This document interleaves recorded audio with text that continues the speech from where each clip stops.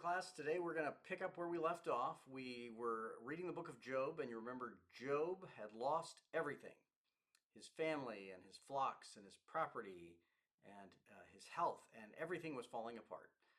And now we're going to join up where Job's friends begin a conversation with him. At first, they pause and they sit with him for 7 days, but then they start to give advice, and that's where everything goes wrong. But through this conversation, we'll see how the Hebrew people answered the question of where God is in the midst of suffering. The conversations that follow occupy most of the book of Job. If you look at the structure of the book, you'll notice that the opening story takes only 2 chapters. The ending takes only 1 chapter. Everything in between is a long discussion about suffering and justice and the character of God. These discussions are written as Hebrew poetry. They're not poetry in the modern sense. They don't rhyme and they're not meant to be flowery, but Hebrew poetry works through parallel ideas. One statement is followed by another that develops and repeats it or contrasts with it. And as we study these conversations, remember something important. Job does not expect us to agree with everything that every speaker says. Some of Job's friends are wrong, and this is a dialogue. Different people express different ideas, and some of them are wise, and some of them are mistaken. As the reader, it's our job to figure out what the author is trying to tell us. The first person to speak is Job. Many readers expect him to praise God, but instead he does something very different. He laments, he mourns, he weeps for the loss of all that he had. And this is an honest expression of grief. The Bible contains many laments, especially in the book of Psalms. A lament is not the opposite of faith. It's often an expression of faith because a person is still bringing their pain before God. So Job does not curse God. Instead, he curses the day of his own birth. He regrets being alive. He wishes he had never been born. He says it would be better if the day he entered the world, he had simply disappeared from history. And that might sound shocking, but what he is doing is expressing deeply human emotions. Most people who experience overwhelming suffering eventually ask questions like these. Why was I born? Why am I alive? What's the point of continuing this? What does God get out of my continued suffering, and why doesn't he just end it? The book of Job does not pretend that faithful people never have questions. In fact, Job asks them openly. He also asks why God allows suffering to continue. Why do miserable people remain alive? What's the point of that? Why is there light for someone whose future seems completely dark? Job is asking questions, but he's not abandoning God. There's a big difference between questioning God and abandoning God, and all he's doing is challenging. Throughout the book, Job will challenge God and argue with God and demand answers from God, but he continues talking to God. His relationship with God has become strained, but it's not over, and that's a very important distinction. The next person to speak is Job's friend Eliphaz. Many scholars believe Eliphaz is probably the oldest of the three friends. He speaks gently at first and begins by reminding Job of the good things that Job has done. He says basically, you have encouraged many people. You've strengthened those who were weak. Now trouble has come to you and you seem discouraged. Up to this point, Eliphaz sounds very compassionate, but then the argument changes and he asks a question. Who that was innocent ever suffered? Don't innocent people usually end up protected by God? This is Eliphaz thinking, but it's not necessarily right. The question reveals the basic belief that guides all 3 friends. They believe that God rewards the righteous and punishes the wicked. If I've lived a good life, shouldn't God give me good things? If someone suffers greatly, there must be a reason behind it. And the reason, all three of them think, is that Job did something wrong. Job must have sinned. And if only Job will admit to it, then maybe he will be spared. Perhaps the sin is obvious, or perhaps it's hidden, but suffering always points towards guilt. Today, scholars and theologians refer to this as retribution theology. The word retribution just means reward and punishment. Good behavior receives rewards, and bad behavior receives punishment. And there's certainly some truth to this idea in the Bible. Those people who are favored by God are often blessed by God and protected by God and guided by God. And other people, like Pharaoh of Egypt, who held the Hebrew people in slavery, receive the punishment that they deserve. Actions often have consequences, and the book of Proverbs, for instance, teaches this repeatedly. The problem is, when you turn a principle like that into an absolute rule, there are always exceptions. Jesus will say later, God causes rain to fall upon the good and the bad alike. Eliphaz assumes that every instance of suffering must be caused by personal sin, and since Job is suffering terribly, Job must have done something wrong. You see that Eliphaz has no evidence for this. This is just an accusation. He simply begins with his belief about how the world works, and then he interprets Job's suffering through that belief. Job rejects Eliphaz's conclusion. He admits that his suffering is overwhelming. He says it feels heavier than the sand of the sea. He wishes his friends would simply show kindness instead of trying to explain everything. Job also introduces an important idea that will appear again and again. He wants to present his case before God. He wants God to look at it because he believes that God will judge him fairly. He wants a hearing with God. Imagine someone standing in front of a judge asking for an opportunity to explain what happened. That's exactly what Job wants. He believes that if he could speak directly to God, his questions would be answered and God would make things right. Already we can see a basic disagreement. The friends believe they already know why Job suffers, and Job insists they do not. The second friend to speak is named Bildad. If Eliphaz speaks gently, Bildad is more direct. He believes Job's children died because they sinned. Imagine hearing those words if you were a grieving father, blaming your children who are now gone. Bildad's reasoning is simple though. God is perfectly just. God wouldn't allow bad things to happen if they weren't deserved. And so somehow Job's children must have done something to deserve this. Again, the logic is the same. Suffering proves guilt. Now remember, this is not what the author of Job thinks. The author of Job is giving us wrong ideas through the other speakers that will be corrected in the end of the book. But right now, Job's friends are giving him their reasoning, and they seem like terrible friends. The reader already knows something that Bildad does not. We started off in the beginning of the book with a conversation in heaven between the tempter and God. And the tempter has plans to ruin Job's life, not because Job has done anything, but just to prove that the tempter can lead people astray from God. This creates a dramatic irony because the audience, that's us, the readers, knows something that the characters in the story do not. As readers, we realize Bildad is completely mistaken, even though he speaks with great confidence. Job answers that he knows God is powerful, and he never doubts God's greatness. His question is different. If God is so powerful, how could any human being argue with him? How could anyone present a legal case against the creator of the universe? So Job feels trapped. He wants justice, but he doesn't know where to turn. He believes no human being is capable of standing before God as an equal. This leads him to express one of the most famous lines in the book. He wishes there was someone who could stand between him and God. If you're a Christian, you know this is foreshadowing.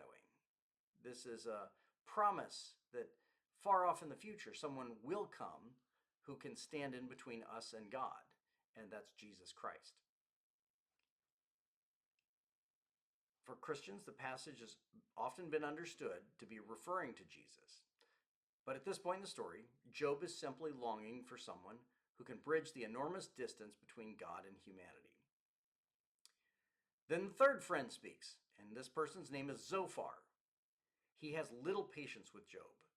He even suggests that Job deserves what he suffered. According to Zophar, God is actually punishing Job less than his sins deserve. Again, we already know this is false because we know why this is happening to Job, but the friends don't. Zophar believes he is defending God's justice, and he tells Job that he needs to repent. If Job turns away from sin, everything will become better. Notice all three friends have the same basic beliefs. Their personalities are different and their tones are different. Their approach is different, but they all believe that suffering is a sign of guilt. And this is the author of Job addressing a theological viewpoint that's very deep in the culture of the Hebrew people, and that all people in all times have been suspicious of at one time or another. Maybe if I'm suffering, I did something wrong. What could it be? Their theology remains that good people prosper and bad people suffer. But again, we know that's not the case for Job. Now, these conversations continue through 3 rounds. Each round becomes more intense. The friends become increasingly certain that Job must be guilty, and Job becomes increasingly certain that they're wrong. Instead of helping one another understand the truth, both sides become more frustrated. And this often happens in real life. When people get in disagreements, they stop listening to each other, and they just dig in and assume that their side must be right. When arguments continue long enough, people just keep repeating themselves. And that's exactly what happens in the book of Job. As readers, we may sometimes feel that the speeches sound repetitive and a little bit boring, but they're true to life. When people don't feel heard, they just repeat themselves. The author is showing us how deeply these opposing ideas have become rooted, and neither side is willing to surrender to the other. One remarkable feature in all of Job's speeches is his honesty. He stands his ground and is straightforward about who he is and what he's gone through. He doesn't claim to be perfect. He knows that he's a sinner like every other human being. But he insists he has not committed any terrible crimes that his friends imagine. Again and again, he's cared for the poor. And he's treated his servants fairly. And he was a good father to his children and a good husband to his wife. He has not committed adultery. He has not stolen. He has not abused the weak. He has not placed his trust in wealth. Job rejects the accusation that his present suffering is punishment for some secret wickedness. And Job admits to only ordinary human sinfulness. In the middle of the book, it suddenly changes direction in chapter 28, which is a wisdom poem. Instead of continuing the debate, the author presents a beautiful poem about wisdom. The poem begins by describing human achievement. People dig deep mines beneath the earth to discover gold and silver, and they hunt for precious stones under the earth. And human beings are remarkably skilled at uncovering treasures. But then comes the great question, where can wisdom be found? Gold cannot buy it. Silver cannot purchase it.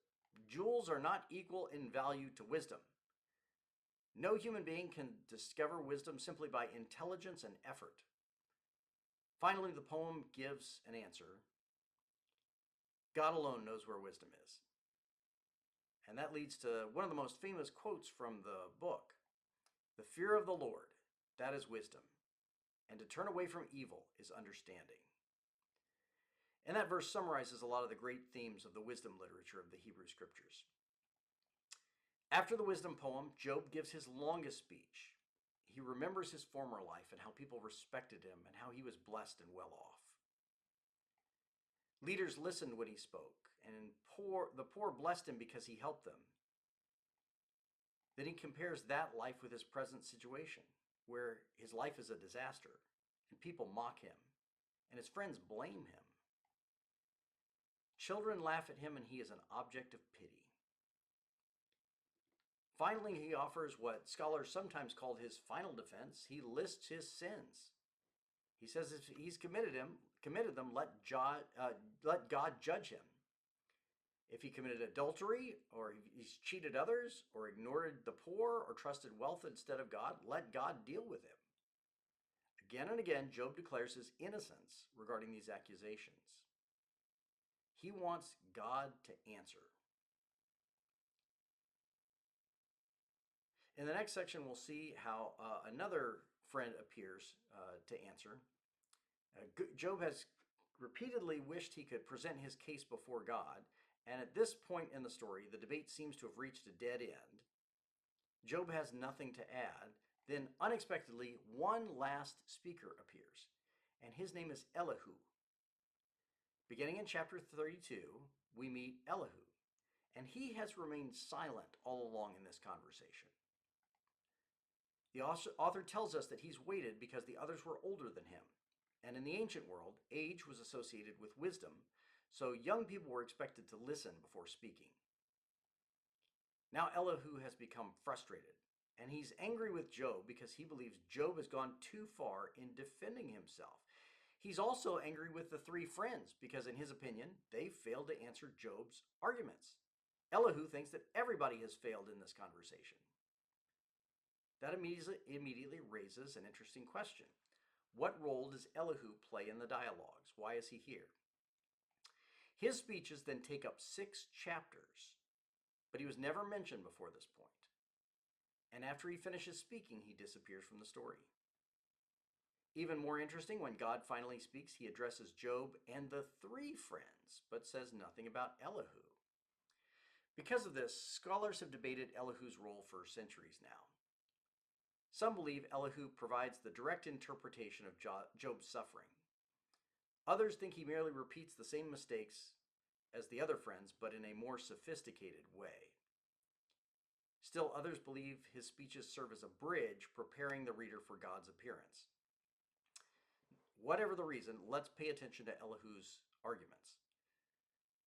Unlike the other friends, Elihu does not insist that Job must be guilty of terrible hidden sins. Instead, he argues that his suffering could serve another purpose. Sometimes, he says, God uses suffering to teach people. God may use hardship to correct pride or pain to prevent greater mistakes or difficult experiences to call people to himself. And that's an important shift because this is a valid and thoughtful reaction to suffering in this life. Perhaps God is doing something in and with our suffering. Instead of viewing suffering as a punishment, he suggests that suffering can also have a positive purpose. Many Christians find this a helpful idea. Parents understand something similar. A good parent does not discipline a child to cause pain. The goal is growth. The purpose of discipline is to teach a child that you love so that they grow well. Elihu believes sometimes God works in a similar way. However, he still believes Job has spoken too boldly. He thinks Job has come dangerously close to questioning God's justice. For Elihu, the proper response is humility. Human beings should remember that God's wisdom is far greater than our own. And this emphasis on God's greatness prepares us for God's arrival in the story. After nearly 35 chapters of human discussion, something extraordinary happens. God finally speaks. Many readers expect God to begin by answering Job's question. Instead, something very different occurs. The Bible says that the Lord answered Job out of a whirlwind. A whirlwind, as you know, is a powerful storm. And throughout the Old Testament, storms often symbolize God's majesty and power. The image reminds us that God is not simply a participant in the debate, he is above it. He is the creator of the universe, and his perspective is greater than any human being's. What God says is surprising. He asks, Who is this that darkens counsel by words without knowledge? In other words, who's speaking about matters that are beyond human understanding? Then God tells Job to prepare himself.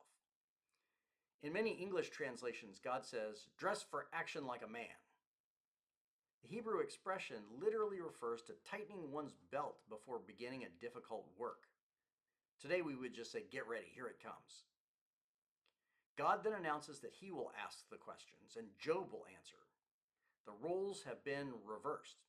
Throughout the book, Job has questioned God, and now God is going to question Job. What follows is one of the most beautiful sections in all of biblical literature. God does not give Job a lecture, and he doesn't explain heaven, and he doesn't mention Satan. He does not reveal why Job suffered. Instead, he asks dozens of questions. Where were you when I laid the foundations of the earth? Who determined its measurements? Who shut the sea with doors? Have you ever commanded the morning? Can you send lightning? Can you bind the stars together? The questions continue and continue. And notice the pattern. Each question reminds Job of something beyond human ability. Human beings can build houses, but they can't create planets. Human beings can study oceans, but they cannot command the tides. Human beings can observe stars, but they don't decide where they go in the sky. The purpose is not to humiliate Job. The purpose is to remind him of the enormous difference between the Creator and his creatures. Job has been asking for an explanation of God's government of the universe, and God begins by asking whether Job fully understands the universe itself. The answer, of course, is no. Many readers notice something else during these speeches. God spends surprisingly little time talking about human beings. Instead, he describes animals. He speaks about mountain goats giving birth. He describes wild donkeys running freely across the wilderness. He talks about ostriches and horses and hawks and eagles. Why spend so much time discussing animals?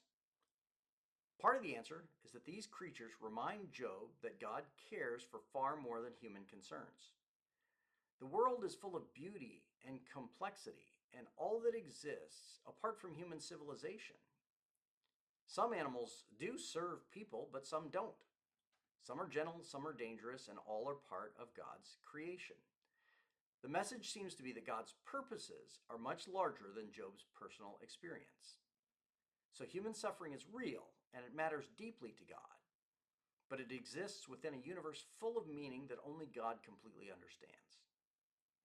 After God's first speech, Job finally responds, and his answer is short. He says, I am unworthy.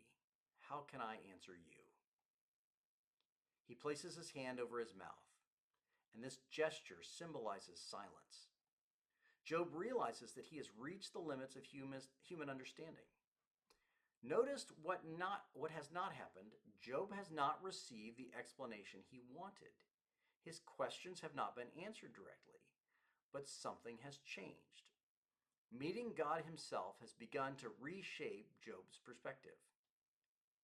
God then speaks again, and the second speech focuses on justice. God asks Job whether he is prepared to govern the universe. Can Job punish every act of evil? Can he humble every proud person? Can he maintain perfect justice throughout creation? Again, the implied answer is no. Human beings naturally long for justice, but administering perfect justice across an entire universe is far beyond human ability. This prepares the reader for one of the most unusual sections in the book. God introduces two mysterious creatures. The first one is called Behemoth, and scholars have debated the identity of this creature for centuries. Some think that the book is talking about a hippopotamus. Others think it's an elephant. Still, others believe it's a symbolic creature rather than a specific animal. Whatever it is, Behemoth represents exceptional strength. Its muscles are powerful. Its bones are compared with bronze and iron. It fears almost nothing. Yet God speaks of Behemoth as one of his own creatures. Even this enormous beast exists under God's authority. If human beings cannot control Behemoth, how can they hope to manage an entire universe? The second creature is even more famous. It's called Leviathan. Once again, scholars disagree on its precise identity. Some think that maybe it's talking about a crocodile. Some think it's talking about a mythical sea animal from ancient Near East mythology. Whatever it is, Leviathan symbolizes untamable power.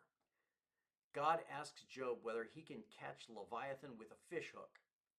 Can he put a rope through its nose? Can he make it his pet? Obviously, the answer is no. Leviathan is beyond human control. Yet it is not beyond God's control. In fact, God speaks of it almost playfully.